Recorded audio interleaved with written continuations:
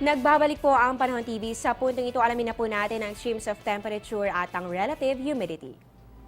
Para po sa ating minimum temperature na itala po kahapon dito sa Science Garden, Quezon City, ang pinakababang temperaturang umabot ng 24.3 degrees Celsius alas 6 po ng umaga at ang maximum naman natin ay 30 degrees Celsius. Yan po ay 3:30 ng hapon.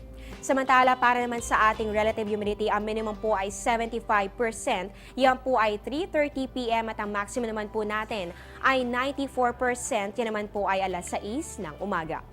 Samantala mga kababayan, marami pa rin po sa atin na nangangailangan ng suporta ng bawat isa. At dahil hindi kayang bumagi ng anumang bagyo ang ating bayanihan, magtulong-tulong po tayo. Kaugnay nito, tumatanggap na po ng mga donasyon ng Air 21 outlets. Pangunahing kailangan po ng mga kababayan natin ay ang mga kumot panlaban po sa lamig lalo na sa gabi, mga pwede pang gamiting damit, tsinelas, mga ready-to-eat na mga pagkain, inuming tubig at mga gamot para po sa mga nagkakasakit na mga bata at pati rin po ang mga matatanda. Para sa iba pa mga detalye, makipag-ugnayan lamang po sa numerong 854-2100. Ulitin ko lamang po, yan po ay numerong 854-2100. At 42 days na lang po, Pasko na. Mga kabayan, tandaan niyo po na pwede may like sa Facebook, panahon.tv or follow us on Twitter at panahon.tv. At syempre, welcome kayo sa aming website sa www.panahon.tv.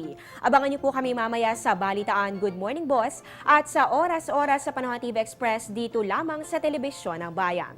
Live mula sa Pag-asa Weather and Fall Forecasting Center, ito ang Panahon TV kung saan walang pinipiling panahon ang pagbibigay impormasyon. Ako po ang inyong weather lover Amor Larosa na nagsasabing ang taong handa at may nahon kayang lagpasan ang hamon ng panahon. Magandang umaga po sa inyong lahat, magtulong-tulong po tayo at huwag po nating kalimutan na isama ang ating mga kababayan sa ating mga panalangin. Magandang umaga po, mag-ingat po tayo.